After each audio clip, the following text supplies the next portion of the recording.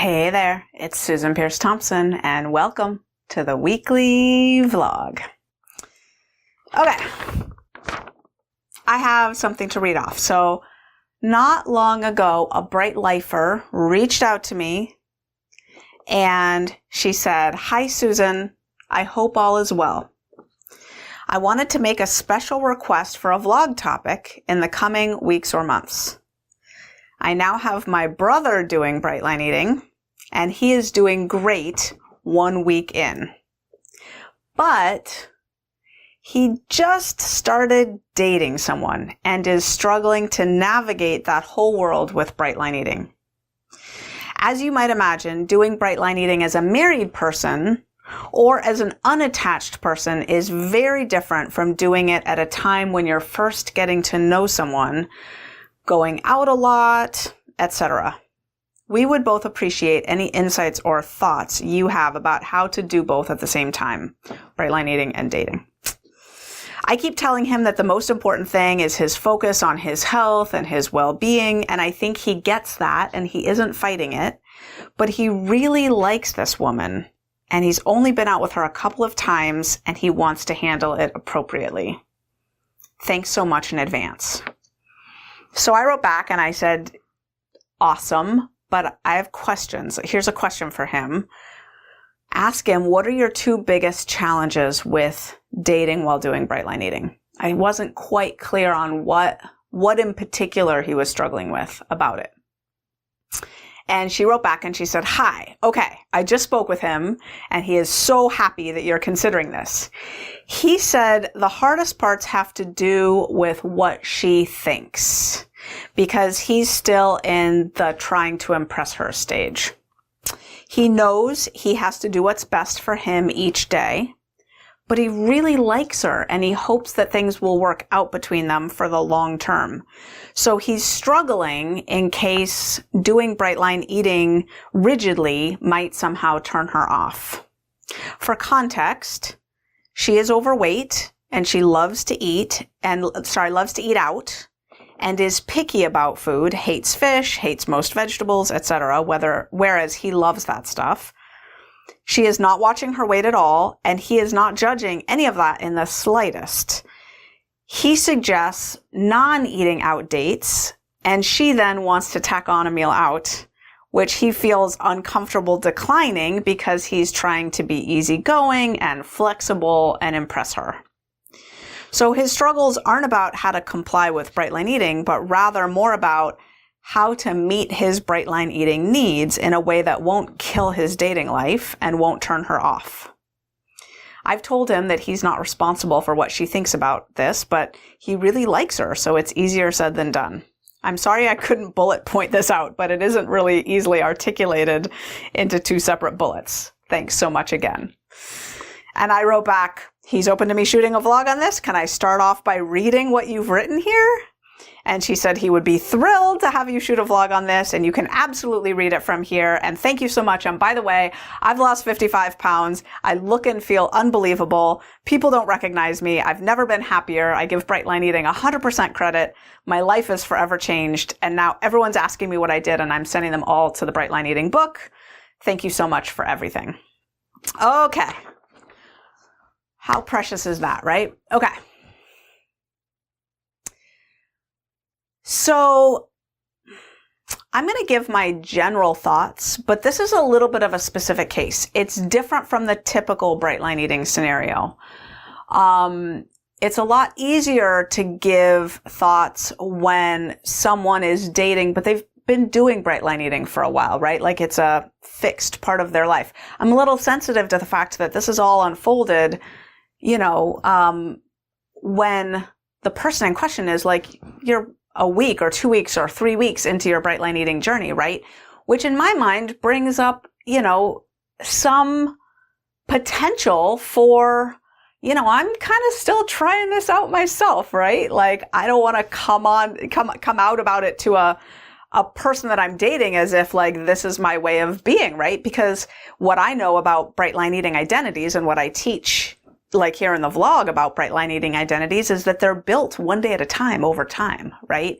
You can't just, boom, in 1 week have a a bright line eating identity that's 10 years solid. It doesn't work like that. I do think that there's huge variation in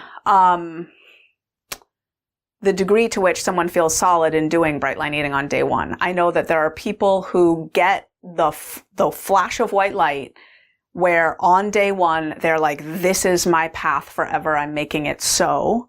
And then there are people on the other end of that continuum who are like, I'm really hardly doing this at all. I'm going to give this the merest college try. And the jury's way out, and I'm probably not going to be doing this, in a month, let alone in a year.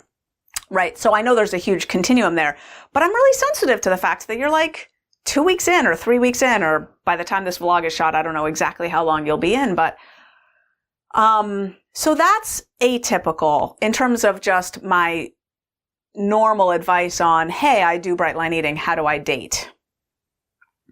Because I'm just aware that the like, hey, I do bright line eating part isn't really set in stone yet. You're early days, right? There's also the fact that you're a man, not a woman. Now, in bright line eating, we've got this reverse privilege thing, right? Where women are the privileged class around here. We're in the majority by far. And so my advice on average goes out to women. And in a dating context, it might matter, right? I know that people run the gamut in their thinking about the differences between men and women. I know a fair bit about the differences in brains between men and women, and in psychology between men and women. And what I'm aware of is that there are definitely differences of opinion, both in experts and in lay people, about the degree to which men and women differ on anything. There are differences, and those differences seem large depending on who you talk to, or seem small depending on who you talk to. In a dating context, I tend to think that there are differences. That's my opinion. But so that's another difference, right? What else? Other than that, I would think my standard advice applies. I'm not sure I've ever really covered this in a vlog. Okay. So my standard advice harkens back to some advice that my grad school mentor gave me when I was going out on the academic job market for the first time. So I had finished my PhD and I was going out on job interviews to secure, entry-level positions as a position as a professor in psychology departments at colleges around the country. And I was nervous. And I told my advisor, Alyssa Newport, an amazing woman who I really loved mentoring under for my PhD at the University of Rochester. She's now, I believe, at Georgetown, but she and I have lost touch, but this is now, 20 years ago or some such? I don't know. More, 22 years ago. That I started my PhD, so less that I finished. Anyway, the story is like this. Lissa, I'm nervous. I'm going out on these job interviews. I want to impress, but I tend to be too bold, too opinionated, what if I turn them off by, having opinions about their curriculum or their, whatever, and they don't hire me. And she said, Susan, if that's what happens, you wouldn't want to work there anyway. You are good-hearted. Your heart is always in the right place. And you are bold. And you need to find a place that's a fit for you. So be yourself and let the chips fall where they may. And I went, right. She said, yeah, any place that's going to take offense to you, my dear, you wouldn't want to be there. Like, that's a place with its own issues. Go be yourself. Okay. So in general, I think when dating, it's really good advice to follow, right? Be yourself. Now, that said, of course, things are different in the beginning of dating, right? So for example, I tend to eat super early. Like I'm just a happy camper if I can eat my dinner at 4:00, call it a night, and then I'm I like to go to bed early if possible. I just like to eat early. And even if I eat my dinner at 4 o'clock and I'm up till midnight, I'm fine. It doesn't bother me I'm just a weird beast that way. If I were going out on a date, would I insist on eating so early? Probably not. I would probably flex on that, right? So if a gentleman caller were saying, hey, I'll pick you up at 7, reservations are for 7:30, I would be like, okay, right? I wouldn't be like, could you pick me up at 5? Cause I really like to eat no later than 5:30, right? I wouldn't say that, right? So of course you're going to flex. Of course you're going to flex. But now here's where the male-female thing comes in, and oh my goodness, I'm probably going to step in it. Go ahead, lambaste me in the comments and say, sexist, what's the opposite of misogynist, right? Like, sexist against men, whatever. I don't know. But it's my opinion that on average, a woman, even more than a man, is going to, appreciate emotional vulnerability and candor maybe earlier in the dating process. And I can take the sex part out of it, right? Like, I don't know about you, but I want to be with someone who wants my candor and emotional vulnerability. So I'd be inclined fairly early in the dating process in your situation to say something like, just to call it out. Just to say something like, hey, I'm trying out this new way of eating. It's really worked for my sister. You've probably already done this. I'm probably way behind. The weeks have galloped on and you're probably already, fully out with her about your Bright Line eating journey. But, in particular, anything that's causing me angst, anything that I have stories that I'm running in my head, what do they think about this? And what do they think about that? Like, I just want to point out to you that you've made up a story. I don't know if you were aware of this. I mean, it's past now. So in the early days when you were dating her, however many weeks ago that was, you had made up quite a story that she would be turned off by quote unquote rigidity, right? And, that she would be turned off by like your food program, right? Now here's the thing. Supporting partners in a Bright Line eating universe run the gamut. They run the gamut from, oh my goodness, you found the Holy Grail. I want to support you to the ends of the earth in doing this immaculately, exactly as it's laid out, because I can so see how this is going to be good for you. I want you to lose that weight. I want you to be free from food obsession. I can see how this plan is going to get you there. And this Bright Line eating thing is amazing. How can I support you? Right? Everything from that all the way over to, if you do this, I'm going to leave you because this is insane. This is a cult. And, this is completely rigid and, whatever, right? So supporting partners in Bright Line eating run that whole continuum. Most are somewhere in the middle, right? Like, doing their best to be supportive and maybe experiencing some wounding from missing their eating buddy or just lamenting about, hey, we don't go out the way we used to, or we don't, whatever. I would be very curious, if I were in your shoes and I were pretty sure that I was going to be someone who, even if it wasn't Bright Line eating, needed to do something around my food to stay happy and well, right? To live healthily and happily in this life, I would be curious to do what I could up front to lay out my cards so that I could see what kind of match I had here. Because here's the thing. I mean, some of the details that were in the description, right?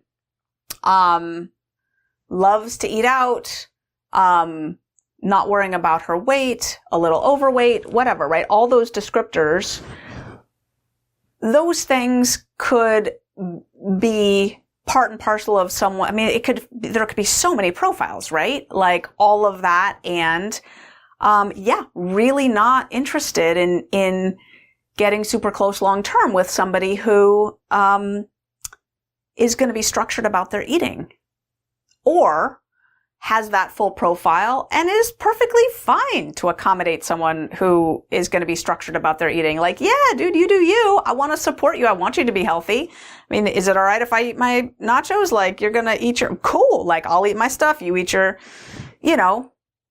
or, you know what? She might say, I've been really, I didn't bring it up because we're dating and I'm trying to put my best foot forward here. But the truth is, I've been wanting to do something about my food. Like, I'd love to, get this extra weight off. And oh my goodness, it would be so great to join you. What are you doing? This sounds wonderful, right?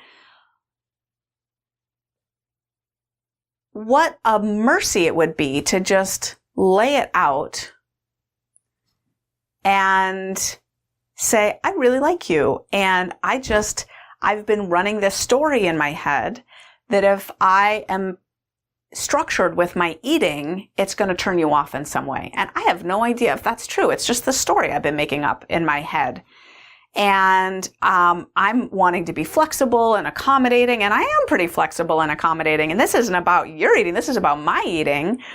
But I'm trying to eat a certain way, and I don't know how you feel about that. I'm curious now, how do you feel about it, right? Like, I cannot imagine a woman not having, first of all, a little heart melty moment around that. I'm like, oh, I want you to take care of yourself, right? Like, so I guess my first primary thought is be honest, be candid, ask for support. Ask for understanding and support. It's what you really want and need, right? Is understanding and support.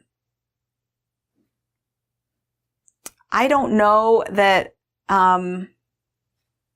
that can't be a conversation, after the first couple dates. Like, sure, have that conversation.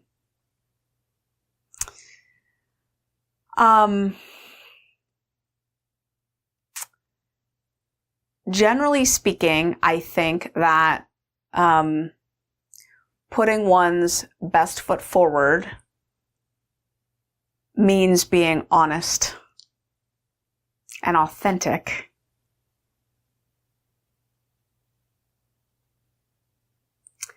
And clear with communication. Like, I think it would be really important to communicate very clearly. One of the things I do with this Bright Line Eating program is I keep my eyes on my own plate. So this actually doesn't have anything to do with your eating. It just has to do with my eating. But because people tend to eat together and often like to share off each other's plates and blah, blah, blah, blah, blah, it does have an impact on you, right? So I'm just asking for your support in this way, because this is what I'm feeling. I really want to give a good try. Again, you're so early in your Bright Line Eating journey, right? I just want to give this a good try to see if it could really work for me, because I've seen how well it's worked for my sister, right?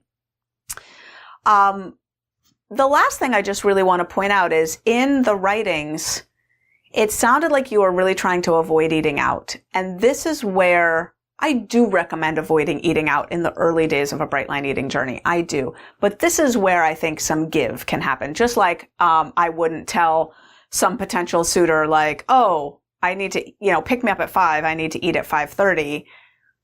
I'd allow myself to be picked up at 7 for a 7:30 dinner date. No problem, right? In your situation, I would absolutely flex on the restaurant meal thing, right? Like, the thing about Bright Line Eating is motives matter. So you wouldn't be eating out to try to game the system and get the yummiest, sexiest meal you can. You'd be eating out because you're dating this new beau and you want to or belle, I guess, and you want to, take her out, right? Totally different scenario. In which case I say, go out to eat. Just, if you can, take her to a place where you know how to navigate. If you're in the Bright Line Eating Bootcamp or you've got the Bright Line Eating book, you've got some guidance on how to eat out in different places. The best guidance on that is in the bootcamp for sure. Eat out. Why not?